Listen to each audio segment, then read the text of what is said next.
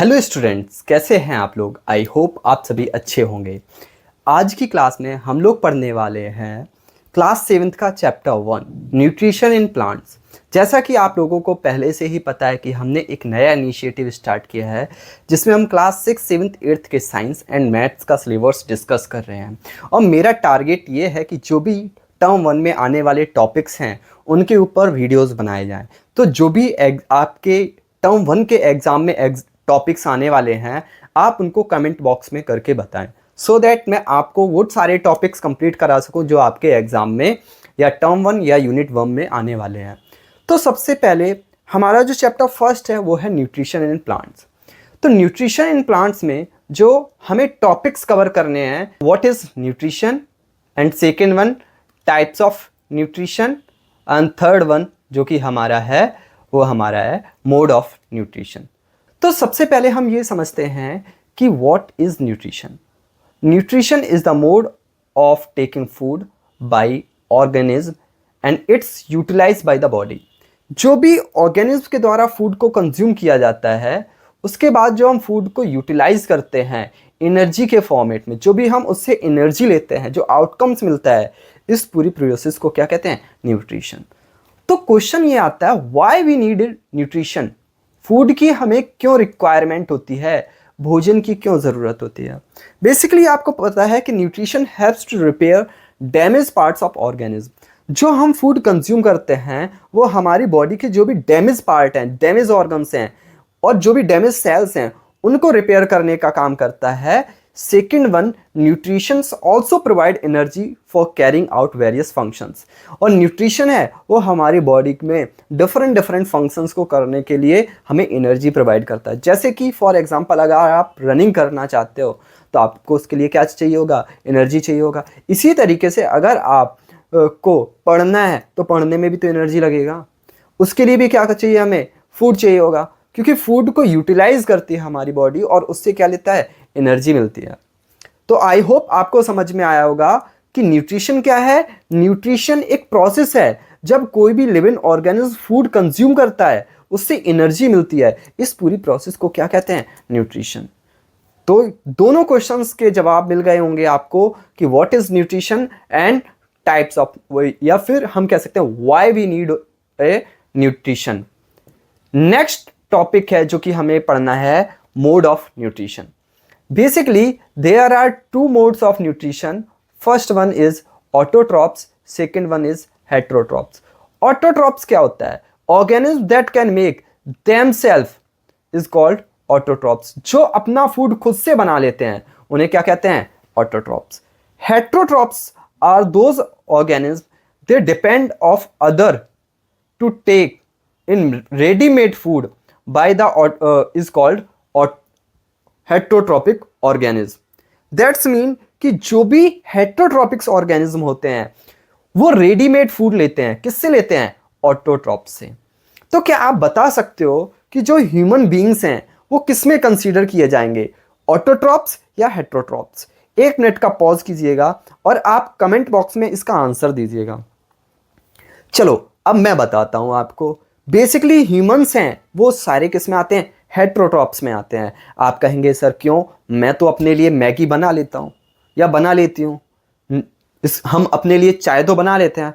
लेकिन बेटा चाय बनाने के लिए या मैगी बनाने के लिए जो भी रॉ सब्सटेंस चाहिए, नूडल्स चाहिए, शुगर चाहिए, टी चाहिए, ये सारी कहाँ से मिलते हैं? ये सारी चीज़ें हमें मिलती हैं प्लांट से, एनिमल्स से। तो बेसिकली जो भी हम अपना फूड लेते हैं वो उसके लिए हमें डिपेंडेंट होना पड़ता है। किस पर? ऑटोट्रॉपिक ऑर्गेनिज्म पर, लाइक प्लांट्स पर। तो बेसिकली जो फूड है वो प्लांट्स अपना खुद बना लेते हैं। कभी तुमने देखा है कि सुपरमार्केट या मॉल में या शॉप पर कभी प्लांट रॉ लाइन में लगे हैं और वो कह रहे हैं मुझे 1 kg शुगर दे दो क्योंकि मेरे घर पे मुझे चाय बनाने हैं, गेस्ट आ गए हैं? ऐसा तो नहीं करते ना। क्यों? क्योंकि उनके लिए फूड आउटकम, उनको रॉ मटेरियल्स नहीं चाहिए होता है, उनको रॉ मटेरियल चाहिए होता है लेकिन इन सेंस उनको फूड वो अपना खुद से बना लेते हैं। वो उनकी बॉडी में ये कैपेबिलिटीज होती है जिससे वो अपना भोजन खुद से बना सकते हैं। तो हम कह सकते हैं कि autotrophs are those organism they can make their own food with the help of chlorophyll. तो एग्जाम्पल में जो हम लिख सकते हैं कैसा हो गया? प्लांट और जो हमारे एल्गी हो गए, ये दोनों क्या हो गए, ये हमारे ऑटोट्रॉप्स हो गए।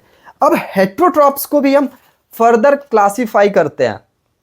First one is parasitic, parasitic. Second one जो हमारा है वो हमारा है सेप्रोफाइटिक, सेप्रोट्रॉप्स और phytic, whatever you wants to you can say. Next one is insectivorous, insectivorous. Next one is symbiotic. तो बेसिकली हेट्रोट्रॉप्स ऑर्गेनिज्म और हेट्रोट्रॉप्स मोड ऑफ न्यूट्रिशन को भी हम फर्दर डिवाइड करते हैं, parasitic, saprophytic, insectivorous and symbiotic. अब हम सबसे पहले यह समझते हैं कि ऑटोट्रॉप्स अपना फूड कैसे बना लेते हैं, उसके बाद हम अदर टाइप से हेट्रोट्रॉपिक्स ऑर्गेनिज्म के बारे में पढ़ेंगे। तो सबसे पहले हमें पता है कि जिस प्रोसेस के थ्रू जो प्लांट्स हैं वो अपना फूड बनाते हैं उसे क्या कहते हैं, उसे कहते हैं फोटोसिंथेसिस। तो photosynthesis is the process of synthesise the food by green plants. जो फोटोसिंथेसिस है वो केवल ग्रीन प्लांट्स हैं वो अपना फूड बनाने में कैपेबल हैं, क्योंकि ग्रीन प्लांट्स के अंदर ग्रीन पिगमेंट होता है जिसे हम क्या कहते हैं, क्लोरोफिल, और क्लोरोफिल की प्रेजेंस में ही फूड अपना बना सकते हैं plants. This process usually take in place in the leaves of plants, और ये जो फूड प्रोसेस है वो कहाँ होती है, लीव्स में। That's why sometimes we called leaves is the kitchen of the plants. क्यों, क्योंकि प्लांट्स हैं वो अपना फूड लीव्स में बनाते हैं, इसीलिए हम किचन क्या हो गया प्लांट्स का, हम कह सकते हैं सर किचन है प्लांट्स के लिए, वो लीव्स का काम कर रहे हैं क्योंकि वो अपना फूड कहाँ बनाते हैं, लीव्स में बनाते हैं। Next process require chlorophyll, sunlight, carbon dioxide and water. जो क्लोरोफिल को बनाने के लिए या फिर फोटोसिंथेसिस को करने के लिए जिन सब्सटेंस की रिक्वायरमेंट होती है वो होते हैं हमारे chlorophyll, sunlight, carbon dioxide and water. चलो अब हम एक एग्जांपल की हेल्प से समझते हैं कि प्लांट्स अपना फूड कैसे बना लेते हैं। सबसे पहले समझिएगा कि इनको सनलाइट तो सन से मिल ही जाती है, ठीक है। इनकी लीव्स में क्लोरोफिल होता है जो कि पहले से ही प्रेजेंट होता है। अब ये क्या करते हैं लीव्स के थ्रू, क्योंकि लीव्स में होते हैं स्टोमेटा। स्टोमेटा क्या होते हैं पहले ये समझते हैं, फिर आगे की प्रोसेस पर डिस्कस करते हैं।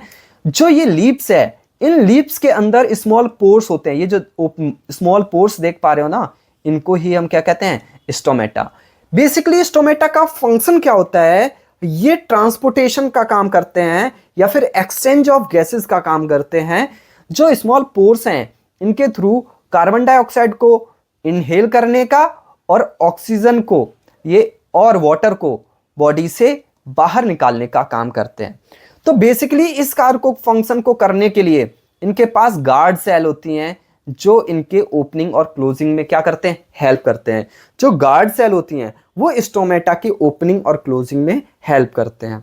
तो आपको सिंपल सा स्ट्रक्चर याद रखना है, अगर आप चाहते हैं तो आप एक बार कॉम्प्लेक्स स्ट्रक्चर को भी गो थ्रू कर सकते हैं।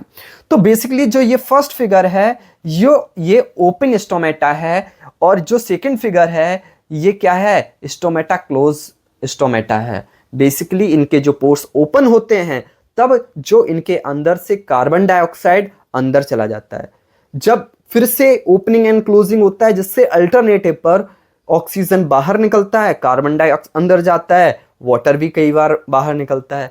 तो जो इनका हम ऐसे कह सकते हैं एक सिंपल से वर्ड्स में, stomata is the smallest pores which helps in transportation और we can say transportation in place of exchange, help in exchange of gases and water. I hope अब आपको समझ में आया होगा। इन स्मॉल लीव्स के अंदर छोटे छोटे क्या होते हैं, पोर्स होते हैं जिसके थ्रू कार्बन डाइऑक्साइड बॉडी के इनके अंदर चला जाता है। और प्लांट्स के अंदर टू टाइप्स के क्या होते हैं, ट्रांसपोर्टिव टिश्यू होते हैं, xylem and phloem, xylem and phloem. तो बेसिकली जो जाइलम है वो किसको लेकर जाता है, जल, और फ्लोएम है वो किसको लेकर जाता है, फूड। आसानी रहेगा, आप कभी नहीं भूलेंगे। जो जाइलम होता है वो वाटर के ट्रांसपोर्टेशन का काम करता है। तो जाइलम जो कि एक कनेक्टिव टिश्यू है और ट्रांसपोर्टिव टिश्यू है, वो वाटर को लीव्स तक ले जाने का काम करते हैं। इसी तरीके से वाटर है वो डिफरेंट प्लेसेस से लेके जाएंगे लीव्स तक। ओके, समझ में आया? आगे बढ़ते हैं। तो फ्लोएम है जो फूड बन चुकेगा उसको अलग अलग डायरेक्शन में, डिफरेंट डायरेक्शन में ले जाने का काम कौन करते हैं? फ्लोएम। तो बेसिकली हम सिंपल वर्ड्स में ऐसा कह सकते हैं क्या कि सर जो जाइलम है वो यूनी डायरेक्शनल है, कि सिंपल एक डायरेक्शन में चलते हैं, जबकि हमारे पास जो फ्लोएम है वो मल्टी डायरेक्शनल है, वो किसी भी तरफ जा रहा है, क्योंकि फूड बनकर उनका फंक्शन क्या है कि पूरी बॉडी ऑर्गन्स को क्या करना है? भेजना है। आया समझ में? तो क्या है समझ में आया? फिर से मैं एक बार रिपीट कर लेता हूं कि सनलाइट मिल जाता है फ्री में, वाटर भी रूट्स के अंदर से लीव्स तक पहुंच जाता है with the help of xylem, और कार्बन डाइऑक्साइड है हम लोग छोड़ते हैं तो इससे क्या होता है? प्लांट्स को कार्बन डाइऑक्साइड भी इजीली अवेलेबल हो जाता है। तो इसके परिणाम स्वरूप इन सारी चीजों के कॉम्बिनेशन से प्लांट्स अपना फूड बनाते हैं, केमिकल रिएक्शन के थ्रू समझते हैं।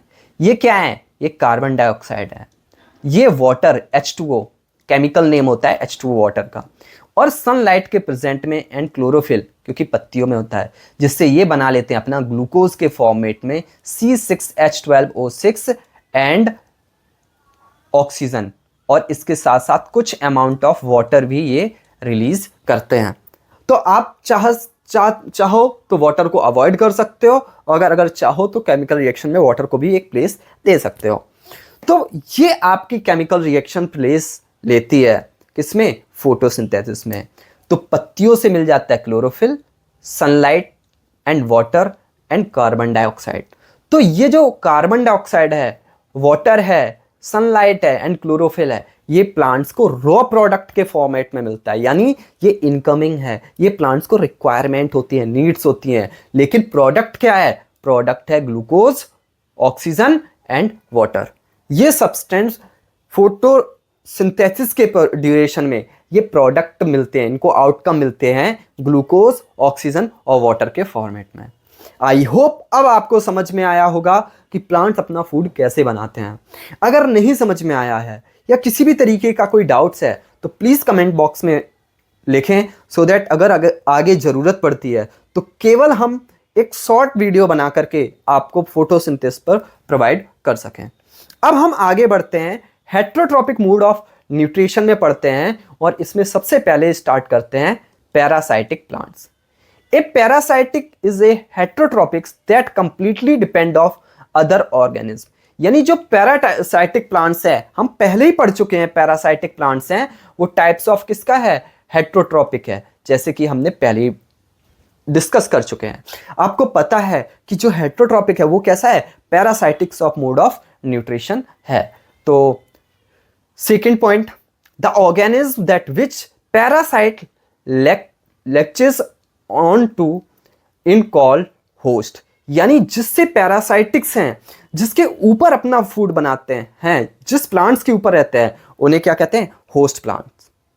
तो जो बेसिकली होता क्या, आपने देखा होगा कसकट्टा या अमरवेल, आप कभी भी गांव जाते समय या गांव में रहते हैं तो आप लोगों ने जरूर ही देखा होगा, या फिर आप लोग शहरों में रहते हैं तो गांव में जाते हैं तो देखते हैं, आपने ऑब्जर्व किया होगा, ये एक येलो कलर का स्टेम्स पूरे प्लांट्स के ऊपर एक नेट लाइक स्ट्रक्चर से अपने आप को फॉर्म करके रखता है। तो जो ये नेट लाइक स्ट्रक्चर है, यही क्या है? हमारा पैरासाइटिक प्लांट्स है। बेसिकली इसे हम अमरबेल या फिर कसकट्टा कहते हैं। तो ये क्या करता है? ये अपना फूड खुद नहीं बना सकता, क्योंकि इसके पास क्लोरोफिल नहीं है। तो ये क्या करता है? ये किसी प्लांट्स, ऐसे प्लांट्स के ऊपर अपने आप को ग्रो करता है जहां इनको इजीली फूड मिल जाए। तो ये एग्जाम्पल हो गया आपका कसकट्टा। तो याद रखिएगा कि पैरासाइटिक ऐसे प्लांट्स होते हैं जो अपना फूड किससे लेते हैं? ऑटोट्रॉपिक फूड ऑफ न्यूट्रिशन से लेते हैं। इसीलिए हम इन्हें हेट्रोट्रॉप कहते हैं, क्योंकि ये अपना फूड खुद से नहीं बना सकते। आई होप आपके दिमाग में पैरासाइटिक क्लियर होगा। नेक्स्ट वन बढ़ते हैं saprophytic. Organism which relay on dead and decay substance which relay on dead and decay for their foods is called saprotrophs.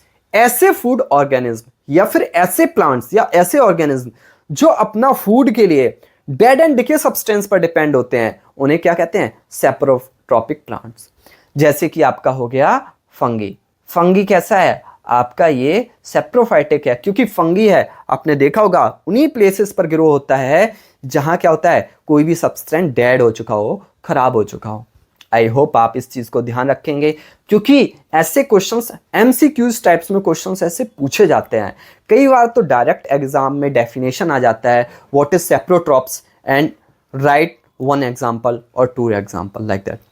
अब आगे बढ़ते हैं, आपके दिमाग में दो चीजें क्लियर हो चुकी होंगी, पैरासाइटिक एंड सेप्रोट्रॉप्स। अब आगे बढ़ते हैं और समझते हैं जो कि हमारा है इंसेक्टिवोरियस प्लांट्स। ऐसे प्लांट्स जो क्या करते हैं, इंसेक्ट को कंज्यूम करते हैं, सिंपल सा उन्हें क्या कहते हैं? इंसेक्टिवोरियस प्लांट्स कहते हैं। These plants are green and carry out photosynthesis but they grow in nitrogen deficiency soil, so in the order of they get nitrogen they feed on insects. तो इसका मतलब क्या है कि देखो भैया, समझने की कोशिश कीजिएगा बच्चों, कि जो इंसेक्टिवोरियस प्लांट्स हैं वो इंसेक्ट को कंज्यूम करते हैं। तो इंसेक्ट को क्यों कंज्यूम करते हैं सर? क्या ये अपना फूड खुद से नहीं बना सकते? एब्सोल्युटली, ये अपना फूड खुद से बना सकते हैं, लेकिन ये ऐसी सॉइल में ग्रो होते हैं जहां नाइट्रोजन डिफिशियंसी होती है, नाइट्रोजन की कमी होती है।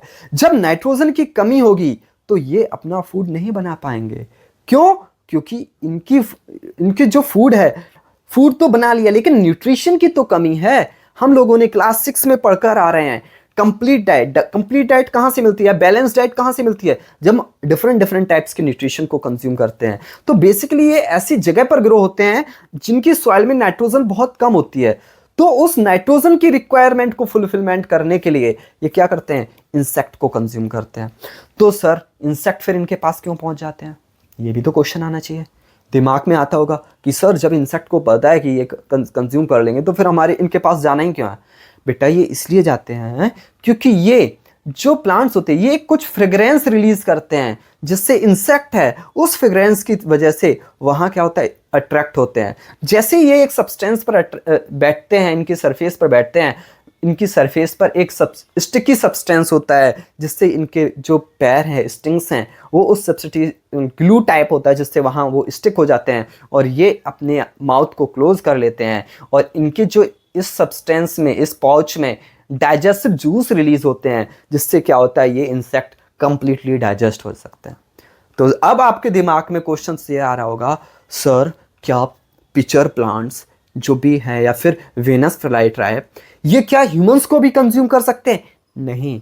क्यों? क्योंकि ये इतने बड़े नहीं होते कि आपको डाइजेस्ट कर सके, ना ही इनके अंदर इतना ज़्यादा डाइजेस्टिव जूस होता है कि बहुत बड़ी एनिमल्स को कंज्यूम कर सके। ये केवल इंसेक्ट को कंज्यूम कर सकते हैं क्योंकि इनके अंदर इतने ही छोटे होते हैं। आई होप आपको समझ में आया होगा।